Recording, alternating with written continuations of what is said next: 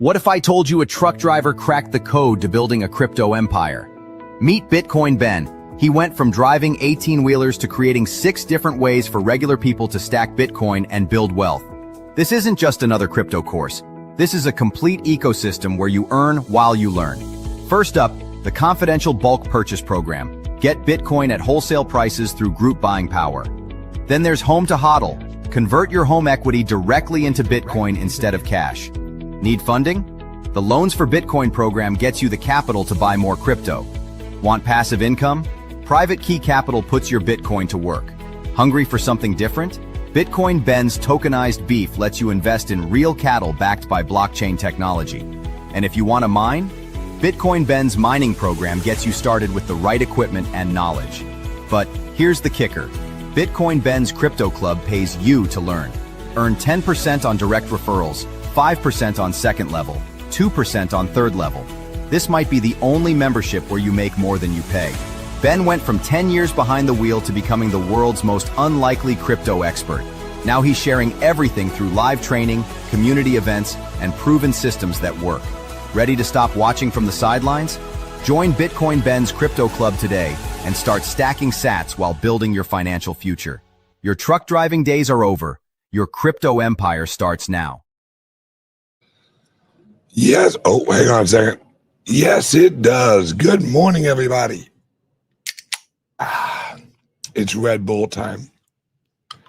And like every good Thursday, Jay, actually, Jay was not able to do his show today. So I said, Jay, I got your back, brother. And I'm here. And I'll be here tomorrow, too. Now, like every good morning, Red Bull, coffee, and smokes. It's not an American day without at least coffee and smokes. I add the Red Bull just for flavor. Okay, guys, I want to show you something. Okay, this here. Oh, let me move this. All right. Oh, please like and subscribe to the channel if you're watching. Appreciate it. Love you guys. Okay. Recently we hit 38. I love how they put 38.01. Gee, thanks guys. That 0.01 really shows us we're in deep shit. No. We hit $38 trillion in American debt. Now, this number is a lie. This is, hey guys, this is what we owe according to the Treasury bonds and none of the derivatives or none of the Social Security, none of the Medicare, none of the Obamacare, none of the other shit we owe. This is just our Treasury bonds that are outstanding right now. That's basically, this is the equivalent of looking at yourself and going, you know what? I got to get my debt under control. I just got to get my debt under control. And then looking at your mortgage and saying, okay, that's what I owe. That's it. No credit cards, no cars, no electric bill, no cable, internet, no insurance, no. The only thing you're looking at is your mortgage. That's it. That is ridiculous. If you actually base what you owe on just your mortgage, you're completely lying to yourself. You're like, no, I'm not in that bad a shape. I only owe $4,000 a month for, my mortgage. That's it. That's all I owe. Never mind the approximately $6,000 or $7,000 a month extra that I have to pay. That's extra shit. That's not really included in my bills. It's absolutely horseshit. And look at this. Look, from 2000, we were around $6.8 trillion in 2000. Now, for us older people, that seems like a long time ago. It's like, damn, I remember December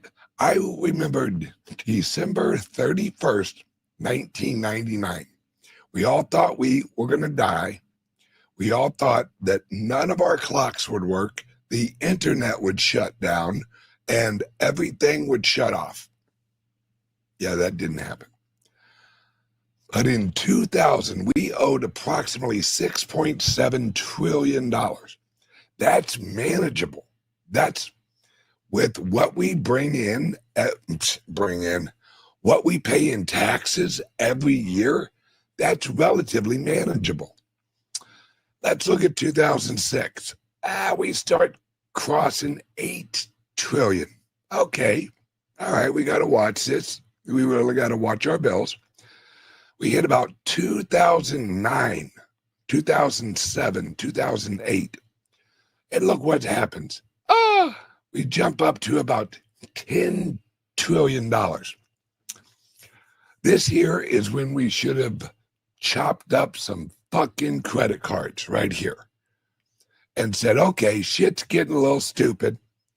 Let's kind of roll this shit back. All right.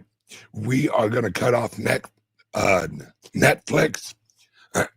We are going to trade in our brand new Corvette on a used Honda, and we're going to get our shit under control. Well, then we hit about 2012. Now we're at about 14 or 15 trillion dollars. That's when you're like, okay, I'm going to need an extra job. I'm going to go do Uber. I'm going to work at my regular job, but I'm going to work at Uber at night, and I need to pay some shit down. Well, in 2020, you basically said, fuck it, I'm rolling the dice at the casino with my rent money. And look at 2020. We all know what happened there. That was COVID. All right. We go straight. Look at this. In 5 years, we have jumped from about $23 trillion in debt to $38 trillion in debt. This is what I'm talking about, guys. We have gone full fucking financial retard. We are out there. Here, let me put it this way, guys. We are full-fledged hookers and coke in Las Vegas right now. That's where we're at. We're at $38 trillion in debt. Every 92 days, we roll over another $1 trillion worth of debt. 92 days. What is that, like 3 months? Wait, yeah, that's like 3 months. You're exactly right. What's crazy? When does this BS illusion end? That's a great point. Because it is a fucking illusion. All of our money is an illusion because they print it up. Right? For those of you who listen to Chairman Powell of the Federal Reserve, they're just going to print money. And if you look at what happened over in Japan with the lady who was just elected, she is going to print more money than they have in existence right now. And she's going to kick out all of the illegals, all of them. She is basically an Oriental woman Trump. They are going to print money like it's going out of fucking out of style. I'm talking 1987 hairspray hair. Like that, out of style. And it isn't just America. It isn't just us who are like, you know what? Crank up those printing presses. We got some work to do, folks. And see, that's what's crazy. They look at printing money as creating value. They don't look at production as value. They look, when they say GDP, absolute bullshit. Absolute bullshit. Because they rate production off of price. No. How many units produced is production? That's production, right? If I actually make one Red Bull, but I charge $100,000 per Red Bull, that doesn't mean I'm producing more Red Bull. That just means Red Bull costs more. But since they look at the GDP, gross domestic product, they look at it in the dollar value. That's retarded. That's, if you have inflation, but you produce less, your GDP technically could go up, but you're not producing more. It just costs more.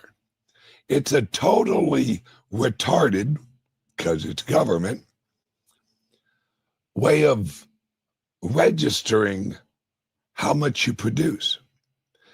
It's all bullshit. Our dollar is bullshit. The yen is bullshit. The rupee is bullshit. It's all bullshit.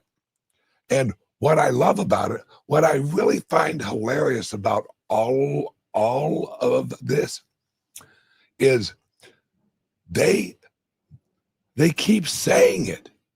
They keep acting like the Federal Reserve has some magical fucking formula out there. Be like, don't worry, we got this. Guys, we got a money printer. Don't worry, we can print more of this shit. We can print it all shit, and we don't even have to print all of it. All we have to do is print a certain amount, give it to the banks, let fractional reserve banking, let that kick in. And then we've really printed a lot of money, but most of it's, digital, leveraged. And what's even more amazing is all of this, all of our currency is actually based on what? Treasury bonds.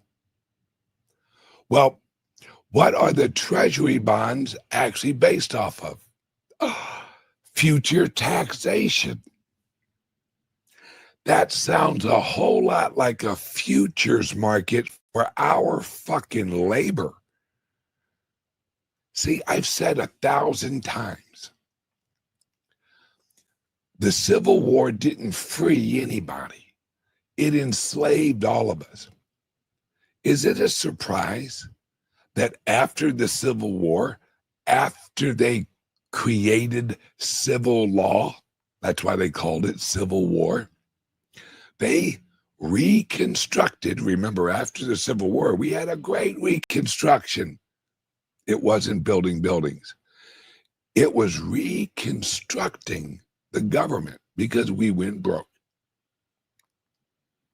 So they reconstructed the legal system on top of the constitutional system, and they created what we call civil law, which is basically civil law is corporate law. Civilization is a corporate nation. That's it. They created a legal structure that is called the United States of America. That's a corporation. It's a trust that was shaped under common law trust. And let's get into the weeds on this. All right. Theodore Roosevelt talked softly, but carry a big ass fucking stick. Theodore Roosevelt was the trust buster. I'm getting rid of all of these trusts. What he was doing was getting rid of the competition for the United States of America because they only wanted one trust. They wanted the government trust. And Washington, D.C., the land, was put under the trust as property. Great question. Who owns the trust? Well, who used to own the trust was, say it with me, the Queen. The Queen. The Queen of England owned the trust. We remember a few weeks ago when Donald Trump went over and had a little visit with the royal family. Exactly. The Crown Corporation. They also own Canada and others. See, what people don't understand is the Civil War was Europe creating a new country. We all of a sudden were just like Australia. We could live here. We could manage ourselves. We could elect people. But no. We were subservient, you know what the hell I'm trying to say, to the crown since the Civil War and through the global bankers who are the asset holders of the crown. They're upper management, but they're not the head honchos. This is all legalese, guys. This is all legalese. So then in 1913, they're like, okay, let's launch this fiat money shit. We're ready. We got the whole Civil War taken care of. We have all of the civil law written. We have everything legally in place where we can launch our fiat currency out of what we shall call the Federal Reserve. Sure, and the fuck ain't federal, and they ain't got fuck none of reserves. And now, for the last 115 years, 112 years, we've been living under these fucktards. Because he who owns or he who produces the money runs this bitch. Like my grandfather used to say, he who feeds you controls you. Ain't that the fucking truth? Because if you're reliant on someone else to give you food, my friend, you a slave. And we have been slaves under this tyranny for years. Approximately, like I said, I think it's 112 years. Or something like that. It's nuts. Let's just put it that way. It's absolutely batshit nuts. But the revolution. Let's look at this chart again. All right. Isn't it odd that right out about 2007, the shit basically went absolutely batshit crazy? Look at that. It goes straight up. Straight the fuck up. What happened then? What happened in 2007, 2008, 2009? The great financial crisis. Folks, that wasn't the crisis. That was their reset. That was where we're like, okay, we're bailing out everything. And when I say bailing out, don't let them trick you with that word bailout. What they were basically saying was, we're just going to buy everything. We are going to print money and we're going to buy everything, including the people. That's why they launched Obamacare, because they're like, you know what? How do we get a hold of these sumbitches? How do we really control them?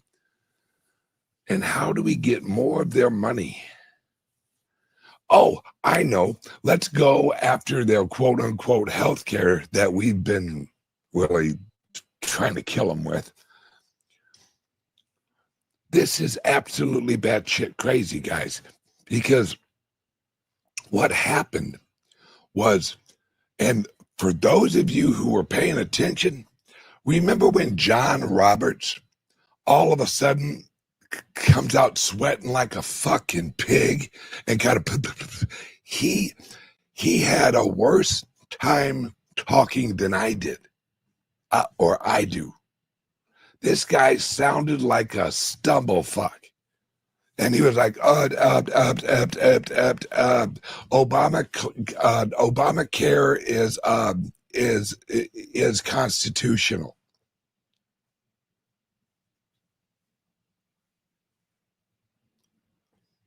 Everyone's like, wait, what the fuck did you say?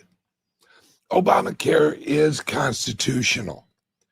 Mind you, a week prior, he had written the paper explaining how it was unconstitutional. Wait. So you write a paper that you're going to announce it's unconstitutional.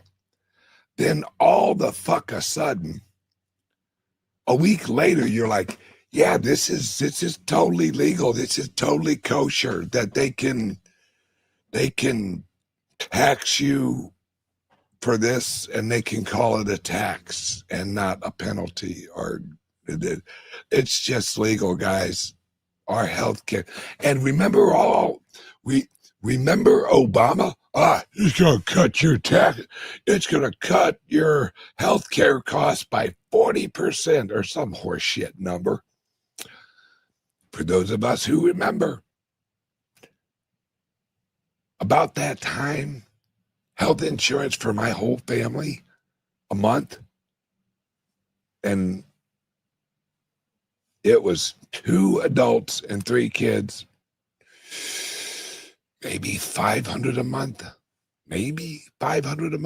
with decent benefits.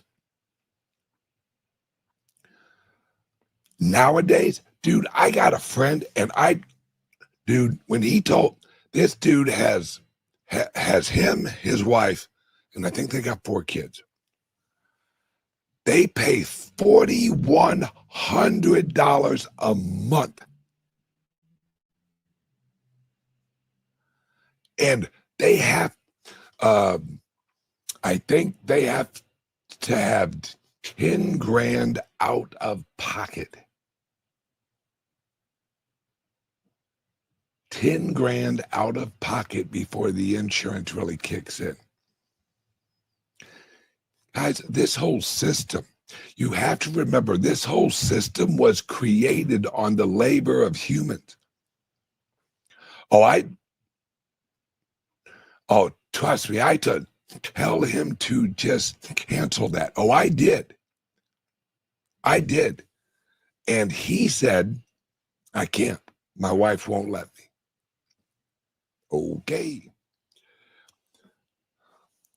Question is, how do we fix this? Very simple. Now, I'm not saying the journey is going to be easy, but it's a very simple fix. The repercussions of the fix, that's going to be a little bumpy, because we got a lot of socialists and a lot of communists in our country. That's an issue, folks. When you live in a country that has a constitution like ours, our Constitution is the opposite of the communistic structure. We are all about private property. Their goal is to abolish private property. There's no middle ground. There's no meat in the middle on private property. We're already doing that. We call it taxes. We call it employment taxes. Guys, 60-something% of the money we make goes to taxes one way or another. Income tax, personal property tax, capital gains tax. This is a mafiaistic, if that's not a word, it should be. This is a mafiaistic structure. Look here. I tell you what, we got some offices over here. And we got this military thing, all right? Which, remember, guys, prior to World War II, we didn't have a military complex. There was no military complex in America until World War II. We have had continuous military existence since World War II. What the fuck for? We didn't need it before. We don't need it now. Now, I'm not saying get rid of the military. What I'm saying is send these motherfuckers home. I love the people from the military, but send them home. Keep them in the National Guard, right? Keep them in the National Guard, working their weekends, doing shit like, I got no problem with that. But there's no reason that the Pentagon, which is absolutely a fucking money pit, guys, the Pentagon has not been audited in like so many years. That's like living your life and never checking your checkbook. That just showed my age.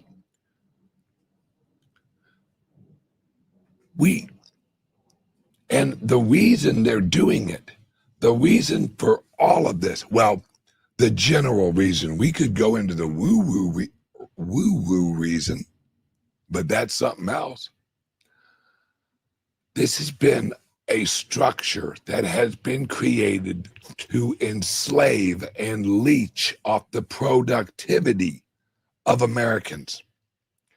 Does anyone find it a little odd that since the 1940s and 50s, that Americans, their income, their real income, the private economy's growth has went down while the growth of the government has went up?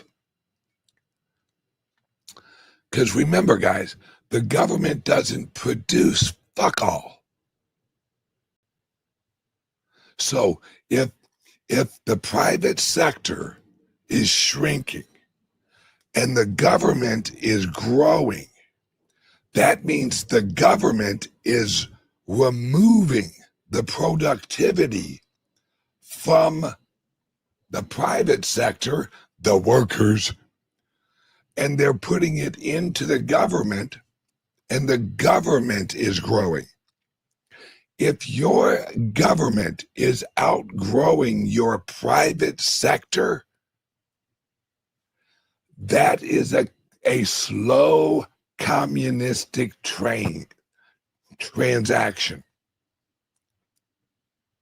See, we were originally created as a republic. A republic has a little bitty federal government, little bitty. They only handle the outside of America and the relationships of Illinois and Missouri. If Illinois has a problem with Missouri, they go to the federal court and they duke it out. The federal government never, ever had any influence on individual rights. Ever.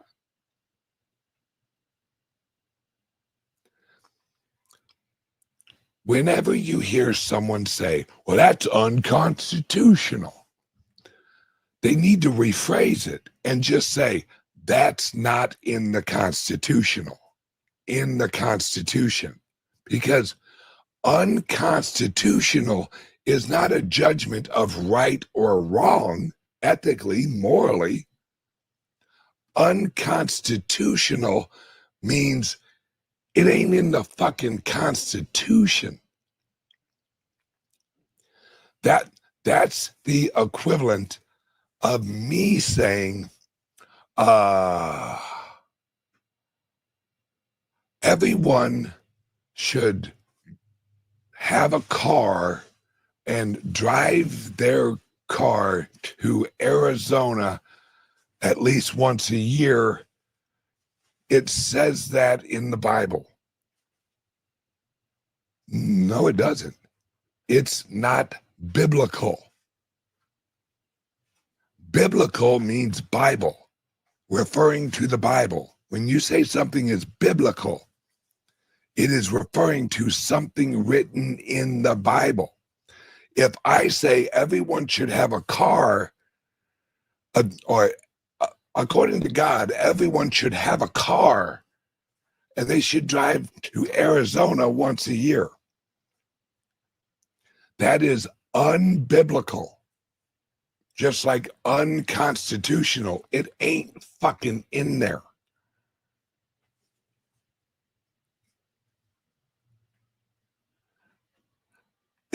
This is part of it.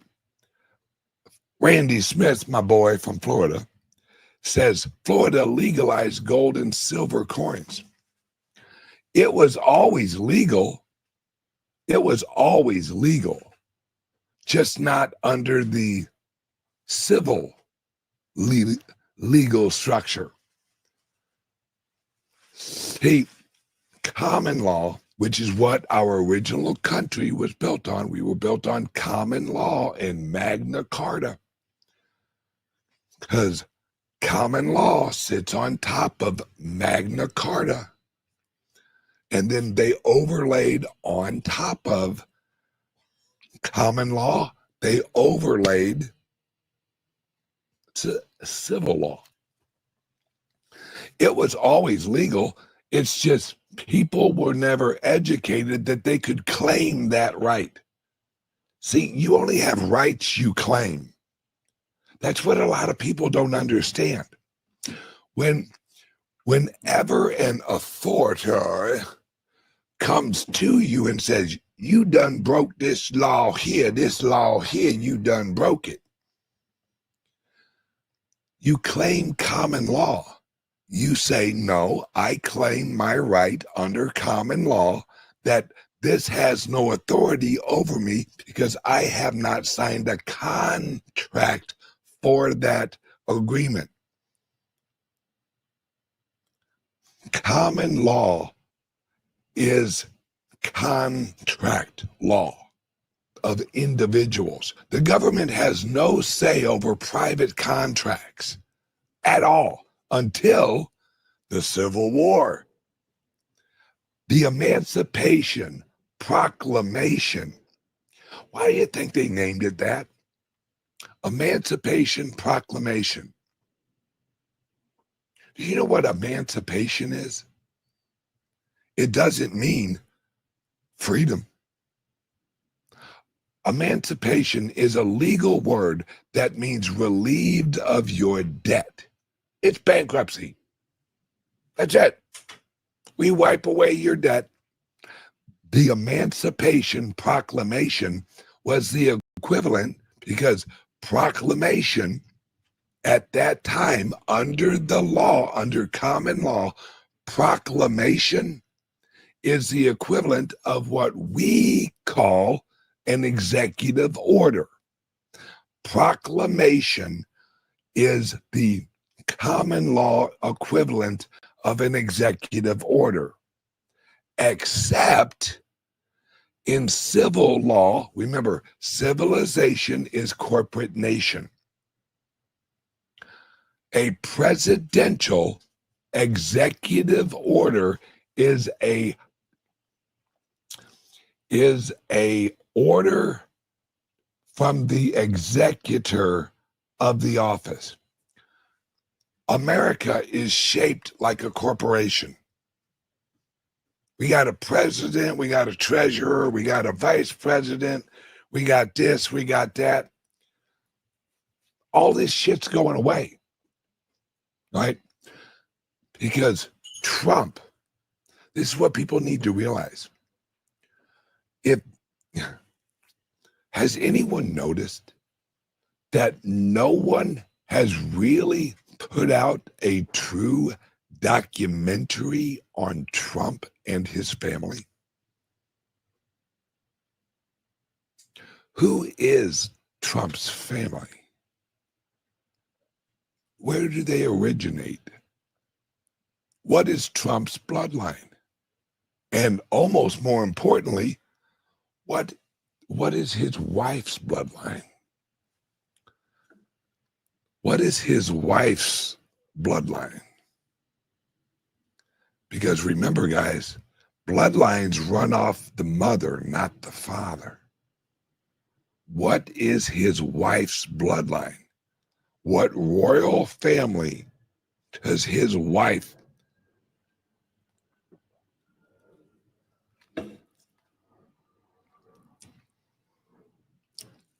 Here's a little hint. Trump's dad's middle name was Jesus. That's a hint. Now, German and Scottish. I'm telling you guys, this is bigger than anybody realizes. What happened when Trump married his wife? Look back when that happened. Look back. For those of you who don't know, his wife at the time was known as a supermodel.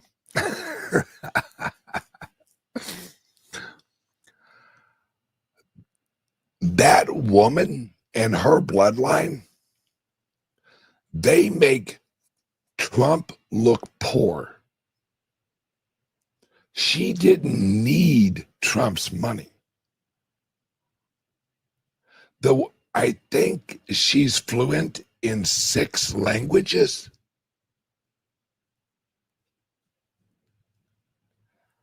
My friends, this is a war of the bloodlines, is what we are witnessing. Oh, hang on 1 second. Word from the sponsor. What if I told you a truck driver cracked the code to building a crypto empire?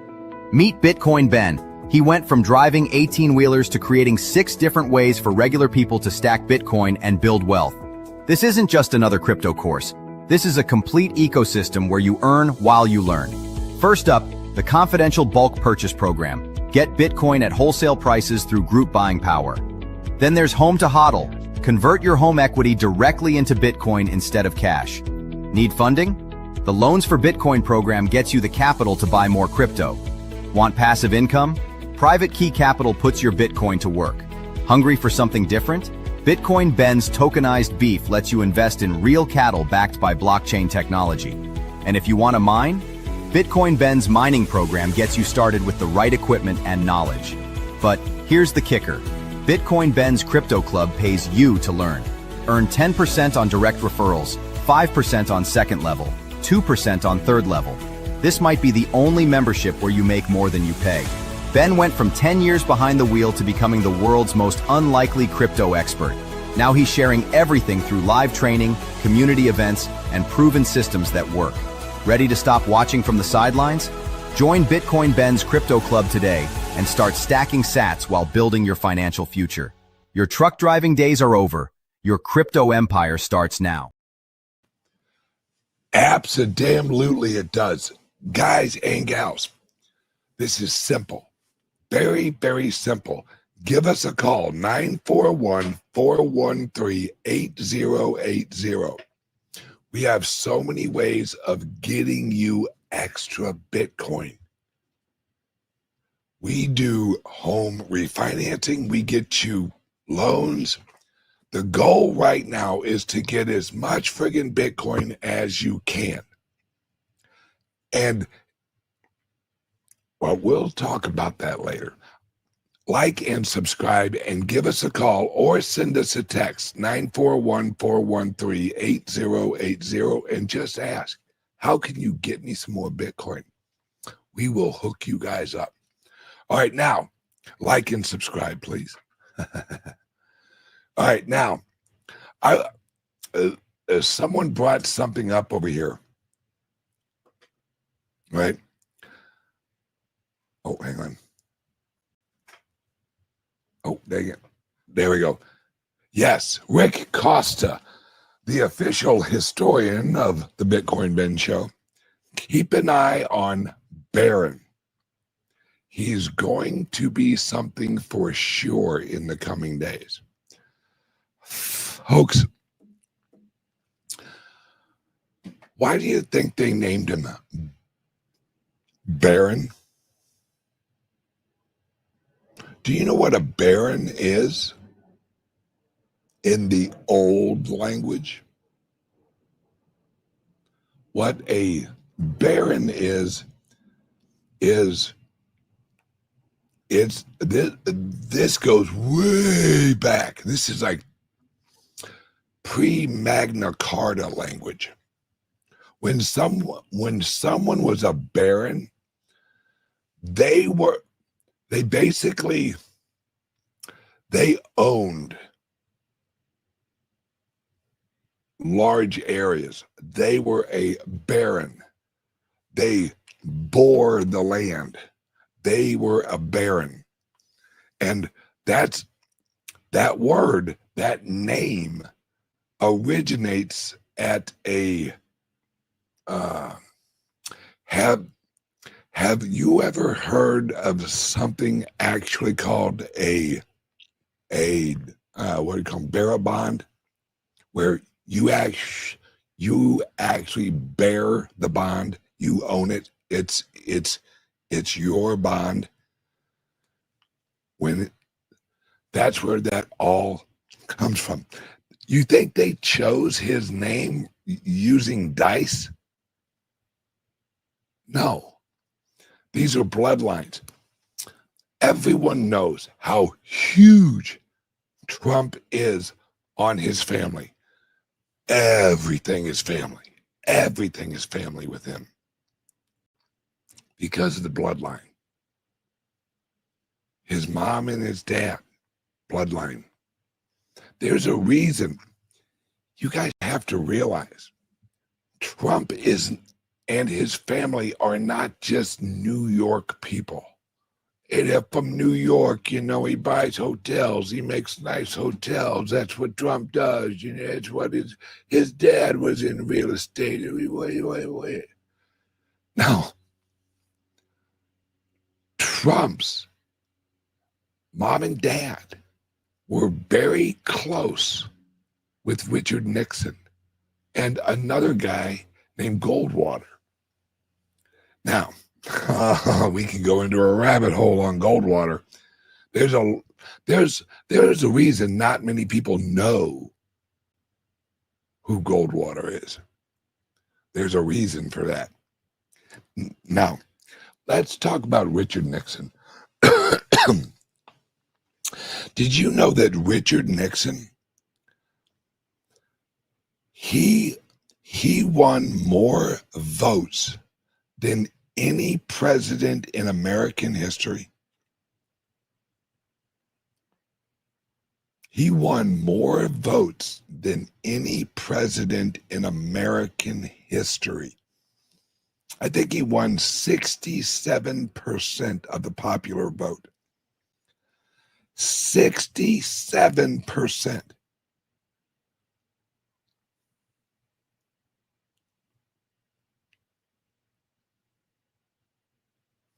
Yep. In 1972, Richard Nixon was the 70s Trump. That's why they went after him. And Watergate, that eventually took down Nixon. Watergate was getting rid of the deep state.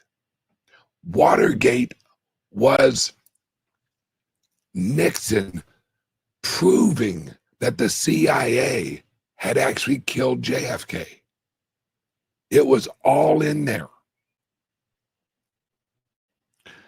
And that's why a few years later, you had the Church hearings, which basically went the fuck off on the CIA.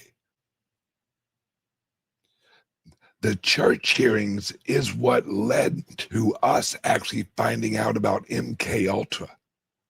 Like, wait, what the fuck were you guys doing? Let me put it this way. All right. The CIA, along with the American healthcare system, was poisoning Black people with syphilis since 1940, maybe earlier than that, since like 1933 until 1974. This was a CIA program that was giving Black people syphilis.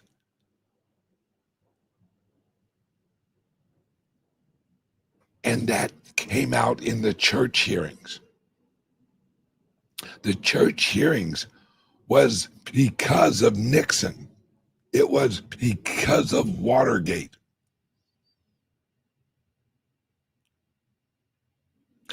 Let me put it this way, guys. One of the reporters who broke the Watergate story, I don't remember his name. I think it was Bernstein. I think. That sounds right. Did you know that he was ex-CIA? And he had just recently gotten hired at, I think, the New York Times. And the first article he ever put out was the Watergate article. So let me get this right. Ex-CIA agent quits. The CIA gets hired by the most prestigious, I use that word loosely, newspaper in America, and writes a story and gets this secret guy named Deep Throat, which I find it ironic that they named him Deep Throat with the timing of the 70s. Anyone else? So this secret guy who's like, oh, there's some bad stuff going on. Let me leak to this brand new fucking reporter and his buddy. And I'm going to tell everybody what's really going on in the Nixon White House. Yes. Exactly. Woodward and Bernstein. I don't remember which one it was. I think it was Bernstein who was, maybe it was Woodward. One of them was a CIA person leaves, quote unquote, leaves the CIA, had never written for a paper in his fucking life, gets hired on at one of the biggest newspapers in the world. And his first story is, guess what? Hey, I got this inside guy, man. I got this inside guy named Deep Throat who's giving me all this info, man. I got the info. I got it. And breaks this amazing story.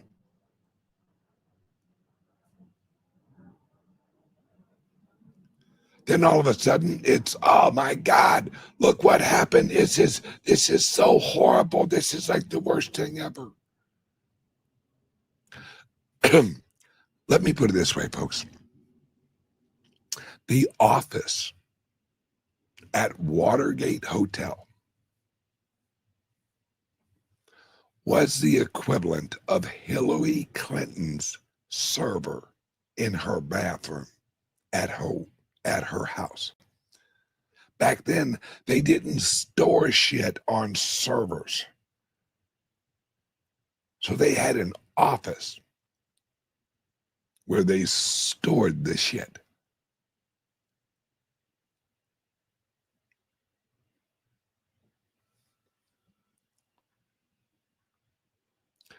This is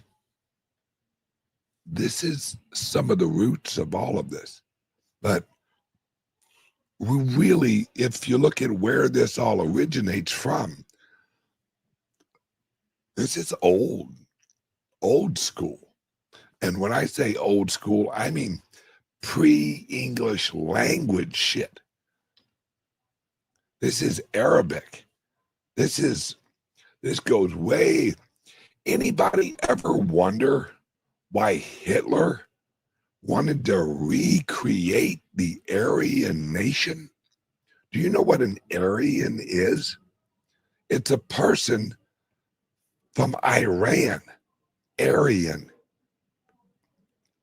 Iran, the word Iran in Arabic is Aryan. This is about bloodlines. Why do you think Hitler and Mengele, right? Mengele, why do you think they were doing so many tests on humans? Why do you think they did so many tests on the twins?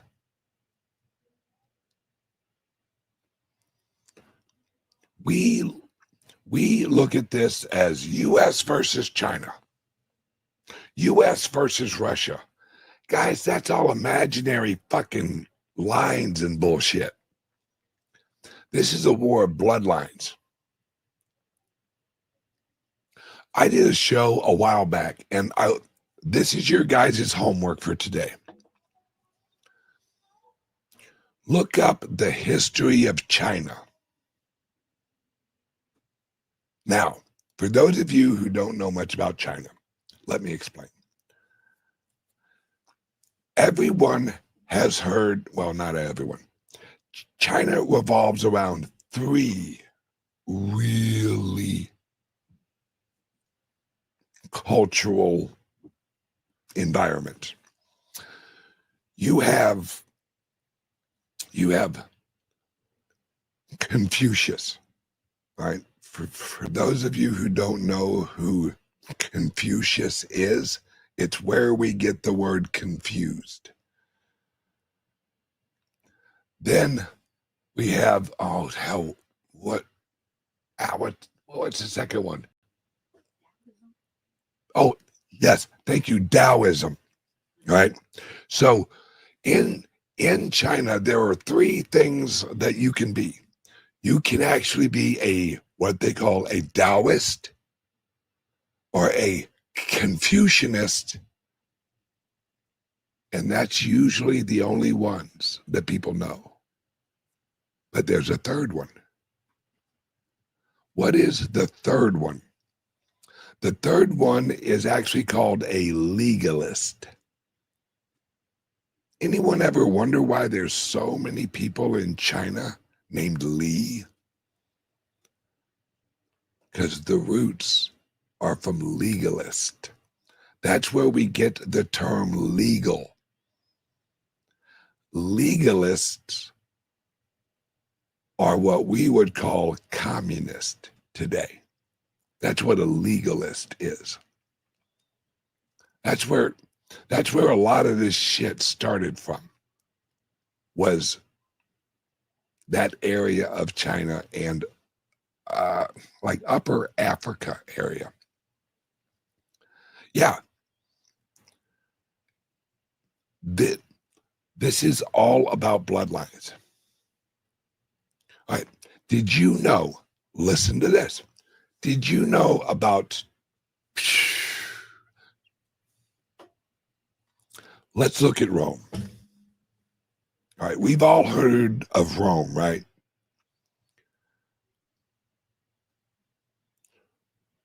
The largest city in Rome, at the height of Rome, had 100,000 people.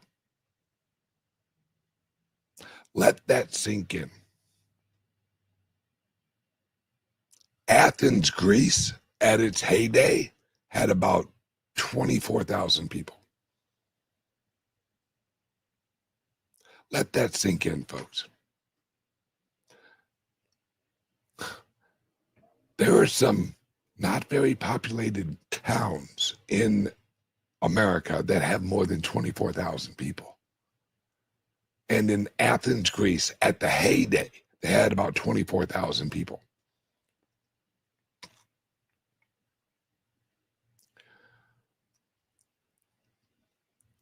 Everything that these bloodline wars are is, and it's going to sound bad, but it's true, it's management of the people. The reason that the legalists in China, how they shaped their ideas, was China was getting more and more people. And they needed a way to organize the society.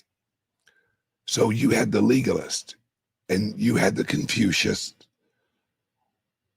and you had the other one that I still can't fucking remember right now. Oh, the Taoist, yes.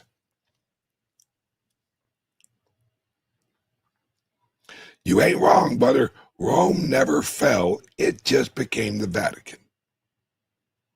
You ain't wrong. We're living through a revolution right now. And what most of us, at least in the crypto world, what we're looking at is the economics of it. The economics is just one of the tools of control.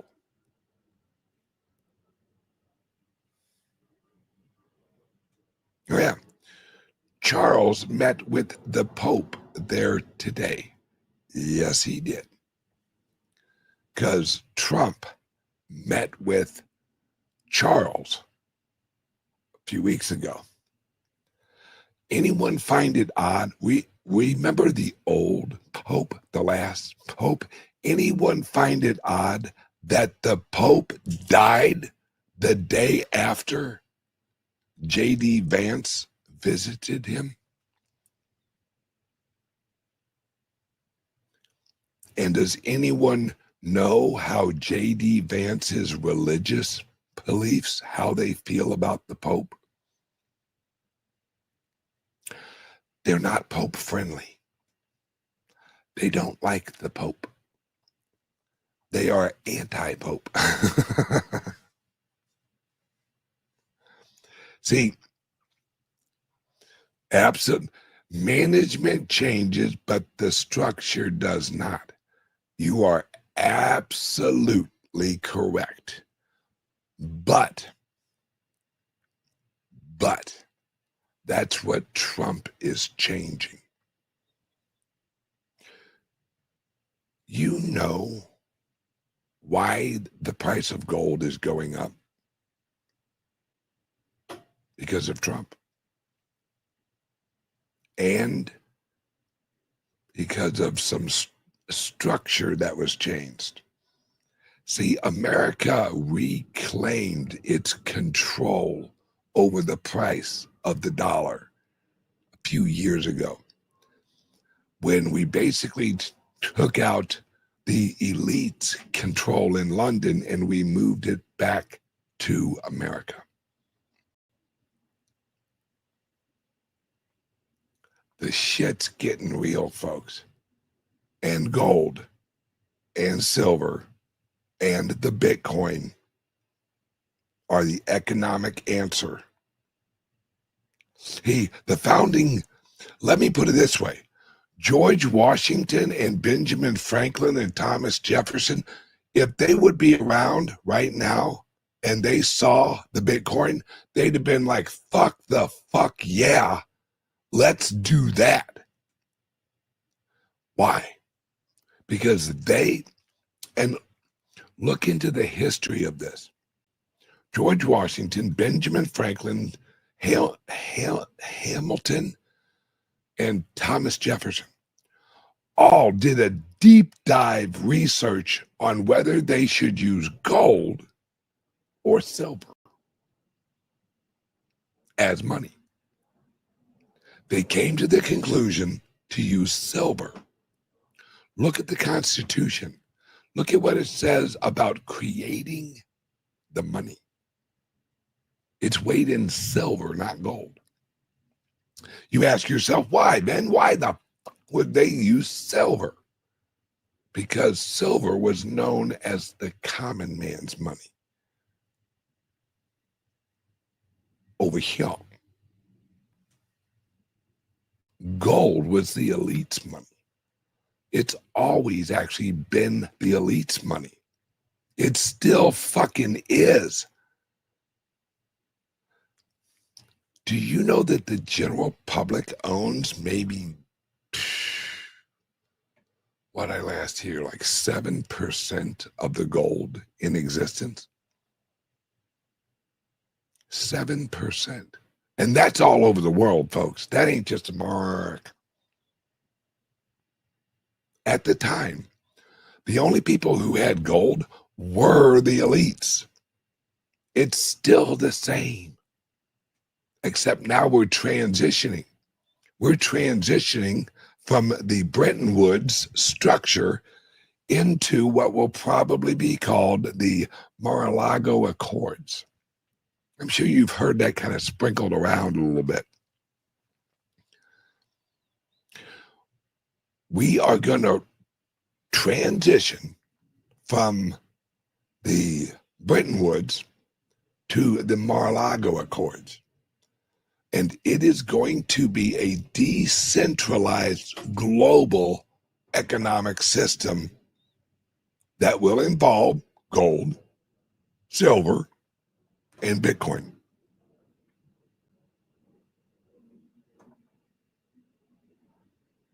Anybody that doesn't believe that is not fucking paying attention.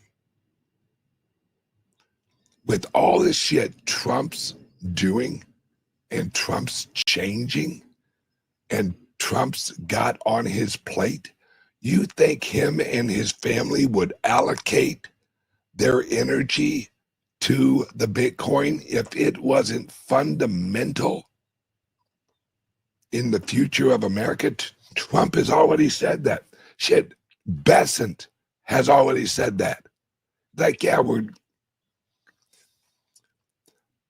the issue is, just like the founding fathers of America, there's a group of elites and they run a system. They don't want to free America from the debt. Nope. That's their whole system, folks. They don't want America and Americans to have their own currency. That's why they created the Federal Reserve. Think about this, folks. Why would you remove the authority from the Treasury Department into a private entity to create the currency for the common man use. See, the world doesn't use dollars. They're not, hey, Japan, I'll send you $100,000. They're not counting out fucking 20s. All right. The real, at least for a little while longer, the real monetary unit of exchange since Bretton Woods was the U.S. Treasury bond. That was the global money, was the American Treasury bonds. Now, Russia, I don't think they got any American Treasury bonds left. China's pretty well selling them motherfuckers like they're going out of style. The dollar's losing value globally. We're switching. We're in the middle of a switch. And now, just like the founding fathers, Trump and his government structure is looking at it just like the founding fathers did. Okay, what can we make the people's money? What is the most decentralized option that we can choose from? All right, we got gold. Fuck that.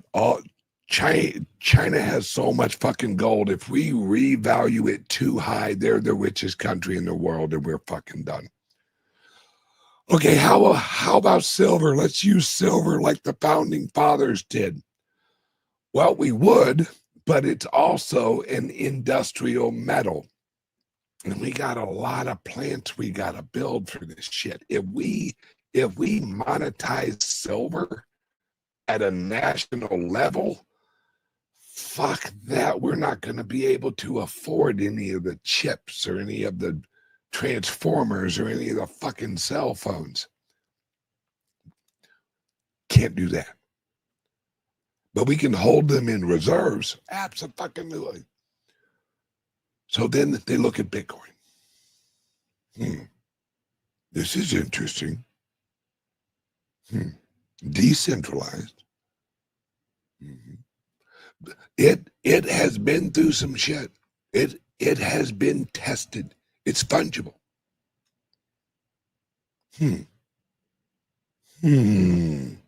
Could we possibly integrate that into our strategic reserve? Folks, the moment Trump said that they were going to create a strategic reserve that had Bitcoin, the price of Bitcoin should have shot up to $1 million. Just because of the word strategic. When you are being strategic, what are you doing? You're coming up with a strategy. You're being strategic. See, he didn't say emergency reserves. He said strategic reserves. Well, if you have a strategy, then there's a bigger plan than just buying it. Right? No, every time you go grocery shopping, those are strategic purchases. I'm going to strategically get some hamburger, and I'm going to strategically get some spaghetti sauce, and I'm going to strategically get some noodles. Then I'm going to go home and I'm going to use my strategy to make me some fucking sketty.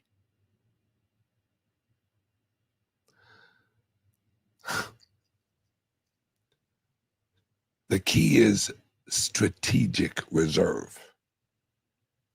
The problem is, whenever you hear Trump talk, you have to understand Trump talk. Trump uses specific words and a specific, shall we call it a cadence when he's explaining stuff. Trump drops bread crumbs all the time. Now, do you want to know how to recognize it when he's dropping a bread crumb? Very simple. He says it twice.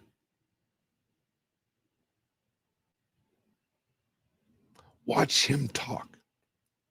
Every time he says something twice, now he may not say it the exact same way, but he will repeat it one after another.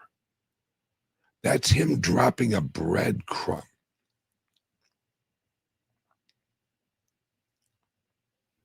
Oh, shit. Sorry, guys, I've been sitting here rambling on and on. You guys got shit to do.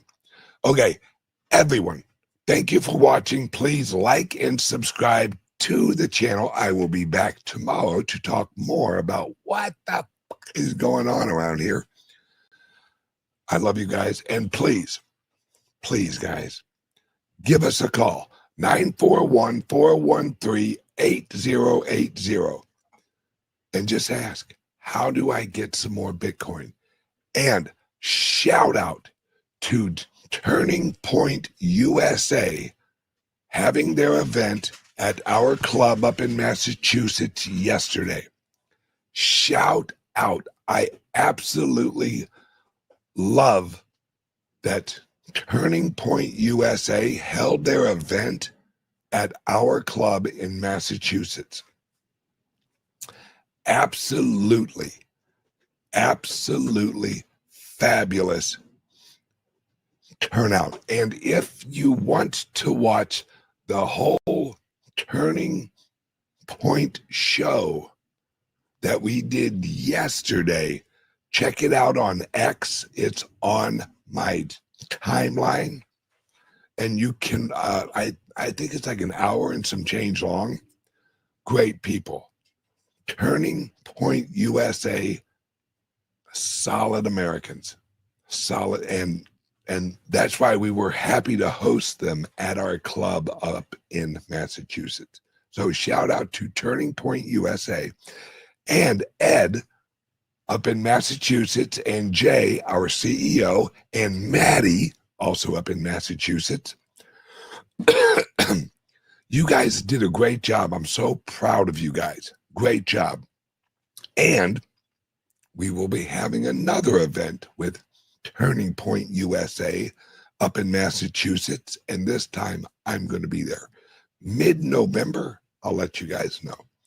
Okay, everyone have a great day. I love you guys. And please like and subscribe before you leave. Don't be a greedy sumbitch. Press a button, hit like, hit subscribe. Because the more shows you hear from me, the more Bitcoin you'll buy. I guarantee it. Love you guys. Have a great day, and I will see you guys tomorrow. Bye-bye. What if I told you a truck driver cracked the code to building a crypto empire? Meet Bitcoin Ben. He went from driving 18-wheelers to creating 6 different ways for regular people to stack Bitcoin and build wealth. This isn't just another crypto course. This is a complete ecosystem where you earn while you learn. First up, the confidential bulk purchase program. Get Bitcoin at wholesale prices through group buying power. Then there's Home to HODL. Convert your home equity directly into Bitcoin instead of cash. Need funding? The Loans for Bitcoin program gets you the capital to buy more crypto. Want passive income? Private Key Capital puts your Bitcoin to work. Hungry for something different? Bitcoin Ben's tokenized beef lets you invest in real cattle backed by blockchain technology. And if you want to mine? Bitcoin Ben's mining program gets you started with the right equipment and knowledge. But here's the kicker. Bitcoin Ben's Crypto Club pays you to learn. Earn 10% on direct referrals, 5% on second level, 2% on third level. This might be the only membership where you make more than you pay. Ben went from 10 years behind the wheel to becoming the world's most unlikely crypto expert. Now he's sharing everything through live training, community events, and proven systems that work. Ready to stop watching from the sidelines? Join Bitcoin Ben's Crypto Club today and start stacking sats while building your financial future. Your truck driving days are over. Your crypto empire starts now.